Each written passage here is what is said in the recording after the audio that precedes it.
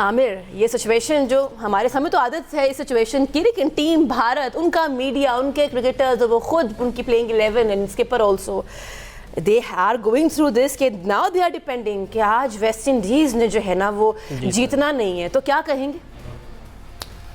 देखिए मुश्किल तो बहुत ज़्यादा पड़ गई उनकी, क्योंकि यहाँ पे अव्वल तो वो दुआ यही कर रहे होंगे कि किसी तरीके से वेस्ट इंडीज़ हारे, क्योंकि अगर वेस्ट इंडीज़ हारता है तो देन उन्होंने आउटराइट है कि वेस्ट इंडीज़ को हराना है और they will be in the semis.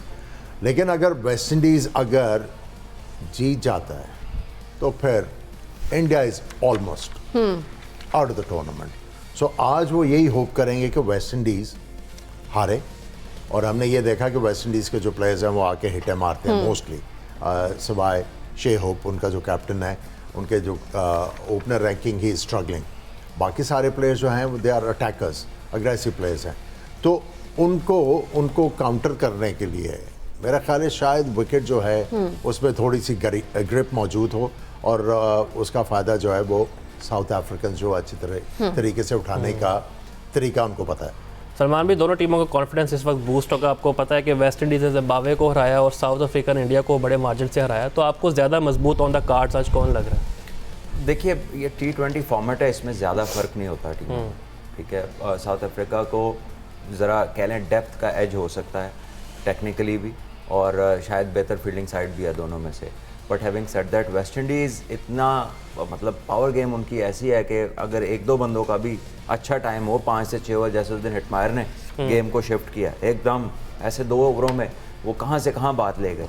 तो ये कैपेबिलिटी जो है ये वेस्ट इंडीज़ के प्लेयर्स के अंदर भी है।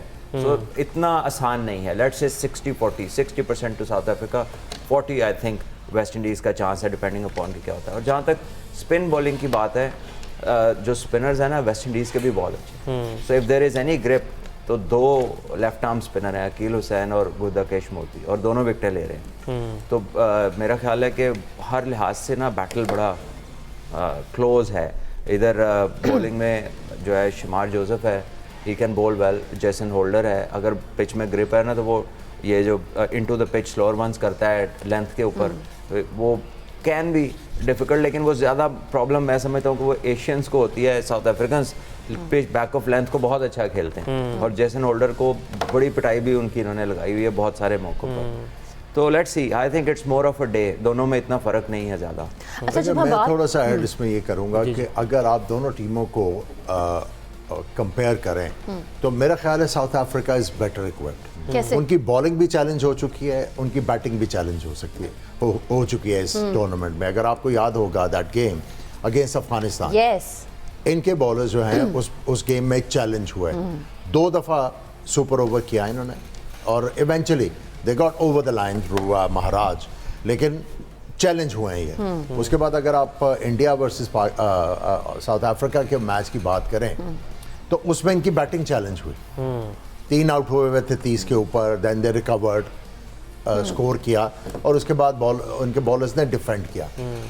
अगर दोनों टीमों का कंपैरिजन करें तो I think south African batters जो हैं वो वेल इक्विप्ड हैं कि अगर गेंद ग्रिप जहाँ पे होगा वो आराम से गेम को आगे लेके जाएंगे, बजाय बड़ी शॉटें मारने के वो क्रिकेटिंग स्ट्रोक्स के ऊपर रिलाई करते हैं। वेयर एज वेस्ट इंडीज जो है they want to muscle the ball. एक आधा प्लेयर है शे होप, या उनमें पावल थोड़ा सा एक्सपीरियंस दिखा रहा है, बाकी everybody comes out gun blazing.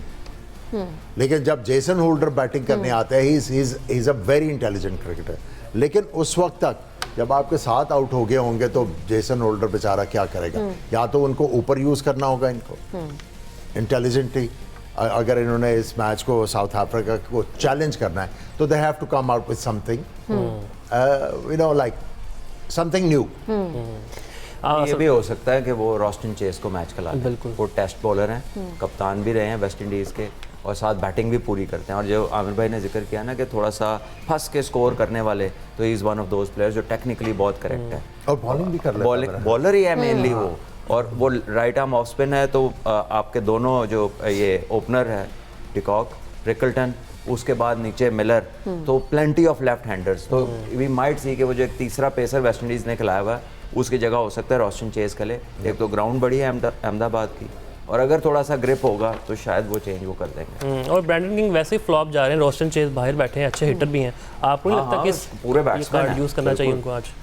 और अगर आमिर भाई हम बात करें, दोनों के पास पावर हिटर्स हैं जैसे हम बात कर रहे थे, लेकिन ज़्यादा रिस्पॉन्सिबल आपको साउथ अफ्रीकन बैटर्स नजर आते हैं। जैसे हम देखें मिलर ने 63 रन बनाए इंडिया के खिलाफ, ब्रेविस ने 45 रन बनाए, तो जिम्मेदारी लेने वाले बैट्समैन इनके पास ज़्यादा है। देखिए जो साउथ अफ्रीका के लिए बड़ी इंकरेजिंग चीज़ है वो है ब्रेविस, बिल्कुल कि जिस प्रेशर में उन्होंने आके अपनी ए गेम से हट के बैटिंग की, अपने लिए नहीं अपनी टीम के लिए। जब भी कोई प्लेयर आता है टीम में, शुरू में जब उसने अपने आप को इस्टेब्लिश करना है, उसको हम लेवरेज देते हैं कि वो थोड़ा सा अपने लिए खेल रहा है। लेकिन जब थोड़ा सा इस्टेब्लिश हो जाता है, जब उसके बारे में ये फैसला हो जाता है कि ये हमारा टीम का मेंबर है permanent, then he has to play for the team. जो टीम का ऑब्जेक्टिव है उसको अचीव कराने में उसको अडेप्ट करना होता है। पिछले मैच में ब्रेविस ने जिस तरह की मिलर के साथ इनिंग्स खेली, मेरा ख्याल है वो तो साउथ अफ्रीका के लिए बहुत ज़्यादा इनकरेजिंग हो।